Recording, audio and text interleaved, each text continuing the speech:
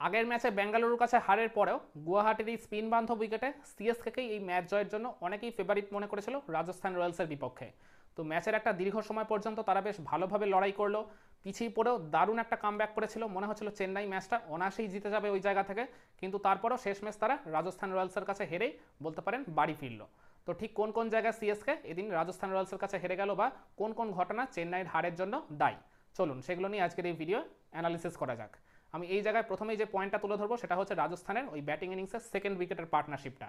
Opener Sanju Samson আর dangerous Nitish রানার মধ্যে যে 82 রানের একটা ফ্যান্টাস্টিক পার্টনারশিপ গড়ে উঠলো, এটাই আর কি বলতে গেলে রাজস্থানকে এই ম্যাচে আবার প্রবলভাবে কামব্যাক করেছিল। তো প্রথম ওভারে যশস্বী জয়সওয়ালের উইকেটটা হারিয়ে যাওয়ার সত্ত্বেও তো ওই যে আর কি প্রথম পাওয়ার প্লেতে তারা আর কি দারুণভাবে কাজে লাগালো ফিল্ডিং রেস্ট্রিকশনটাকে, 79টা রান তুলে ফেলেছিল ওই জায়গায় রাজস্থান রয়্যালস, আর এর জন্য ডেফিনেটলি ক্রেডিট প্রাপ্য ওই নীতিশ রানার। তো ওই যে আমি ওই বললাম সেকেন্ড উইকেটের 82 রানের পার্টনারশিপ আর প্রথম পাওয়ার প্লেটা তারা যে খুব ভালোভাবে কাজে লাগিয়ে 79 রান তুলে ফেললো, এটা কিন্তু চেন্নাইয়ের ম্যাচ হারের অন্যতম একটা বড় কারণ। আর এরপর আমায় ডেফিনেটলি বলতে হবে নীতিশ রানার ওই বিধ্বংসী ইনিংসটা।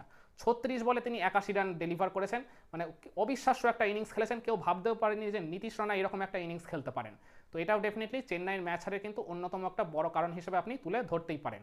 আর এরপর আপনাকে বলতেই হবে ওই সঞ্জু স্যামসন হয়তো 20 বা 22টা রান করেছেন ওই নীতিশ রানার সাথে পার্টনারশিপ করতে গিয়ে, কিন্তু ওই ইনিংসটারও কিন্তু অমূল্য একটা অবদান রয়েছে। পার্টিকুলারলি তিনি উইকেটের এক পাশ আগলে রেখে যেভাবে নীতিশ রানাকে বড় শট খেলার সুযোগ করে দিয়েছেন, তাতে ওই মানে ইনিংসটাও কিন্তু এই ম্যাচ আর কি রাজস্থান যে জিতেছে মানে অনেক বড় একটা ক্রেডিট পাওয়ার দাবিদার বলতে পারেন।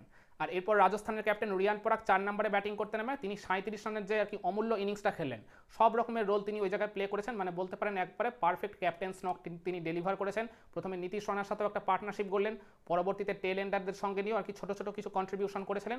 তো সব কিছু নিয়ে ওই যে রিয়ান পরাগের খেলা 37 রানের ইনিংসটাও কিন্তু ডেফিনেটলি এই ম্যাচে আর কি তাদের জয়ের অন্যতম একটা বড় কারণ। আর এরপর আপনি বলতে পারেন ডেফিনেটলি মানে সিএসকে যদি আর কি ম্যাচটা জিততো তাহলে কিন্তু এই পয়েন্টটাকে আমি তুলে ধরতে পারতাম। মানে রাজস্থানের একটা সময় স্কোর ছিল 12 ওভারে 129, কিন্তু ওই জায়গায় পরের 8 ওভারে চেন্নাইয়ের বোলাররা দারুণ কামব্যাক করেছিল। পরের 8 ওভারে তারা খরচ করেছিল মাত্র 53 রান আর তুলে নিয়েছিল 6টা উইকেট। সিএসকে যদি ম্যাচটা জিততো তাহলে এই আর কি কারণটাকে আমি কিন্তু ডেফিনেটলি তাদের ম্যাচ জয়ের সবচেয়ে বড় কারণ কিংবা টার্নিং পয়েন্ট হিসেবে তুলে ধরতে পারতাম, কিন্তু সেটা তো এখন বলা যাবে না। তো এরপর আমি মনে করি চেন্নাইয়ের হারের যে আর কি অন্যতম বড় কারণ সেটা হচ্ছে তাদের ওই ইনফর্ম ওপেনার রাচিন রবীন্দ্রর উইকেটটা প্রথম ওভারেই চলে যাওয়া, এটাও ডেফিনেটলি আর কি তাদের ম্যাচ হারের অন্যতম একটা বড় কারণ বলে আমি মনে করি। আর এছাড়া ওই মানে আমি যেটা আর কি মনে করি এই ম্যাচ হারের মানে চেন্নাই আর কি যেটা সবচেয়ে বড় আর কি সূক্ষ্ম কারণ ছিল, অনেকের চোখেই হয়তো পড়বে না, সেটা হচ্ছে জফরা আর্চারের প্রথম 2 ওভারের স্পেলটা। খেয়াল করে দেখুন ওই প্রথম ওভারে বললাম তিনি ওই রাচিন রবীন্দ্রকে ফিরিয়ে দিয়েছিলেন, আর প্রথম ওভারটা তার থেকেও বড় কথা মেডেন উইকেট তিনি দিয়েছিলেন। আর যে জফরা আর্চার এর আগের 2 ম্যাচে মানে আড়ং ধোলাই খেয়েছিলেন, মানে উইকেট তো পানিনি আর কি বলতে গেলে তাকে প্রতিপক্ষের ব্যাটার একেবারে মানে যার তার উপর দিয়ে জাস্ট রোলার কোস্টার চালিয়ে দিয়েছিলেন। তো সেই জফরা আর্চার প্রথম 2 ওভারে বল করতে এলে কনসিড করলেন মাত্র 1 রান, তুলে নিলেন ওই মূল্যবান রাচিন রবীন্দ্রর উইকেট। তো এই ডেফিনেটলি তার প্রথম 2 ওভারের স্পেলটাও কিন্তু চেন্নাইয়ের ম্যাচ হারের অন্যতম একটা বড় কারণ। যখন চেন্নাই ম্যাচটা মাত্র 6 রানের ব্যবধানে হেরেছে তখন এই আর কি সূক্ষ্ম সূক্ষ্ম জায়গাগুলো কিন্তু অনেক মানে টার্নিং পয়েন্ট কিংবা মানে হারের কারণ হিসেবে আপনাকে তুলে ধরতেই হবে। আর এরপর আপনাকে বলতে হবে চেন্নাইয়ের ওই প্রথম পাওয়ার প্লেতে ওই স্লো ব্যাটিং, যেখানে রাজস্থান প্রথম পাওয়ার প্লেটাকে খুব ভালোভাবে কাজে লাগিয়ে 79টা রান তুলে ফেললো 6 ওভারের মধ্যে, সেখানে চেন্নাইয়ের ব্যাটাররা তুলতে পেরেছে মাত্র 42 রান। আর এর জন্য ডেফিনেটলি ওই জফরা আর্চারের ওই ওপেনিং বোলিং স্পেলটা দায়ী।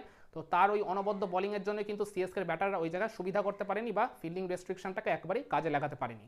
তো এটাও ডেফিনেটলি সিএসকের ম্যাচ হারের অন্যতম একটা বড় কারণ বলে আমি মনে করি। আর এরপর আমি বলবো সিএসকের মিডিল অর্ডার থেকে সেভাবে কোনো কন্ট্রিবিউশন না আসা।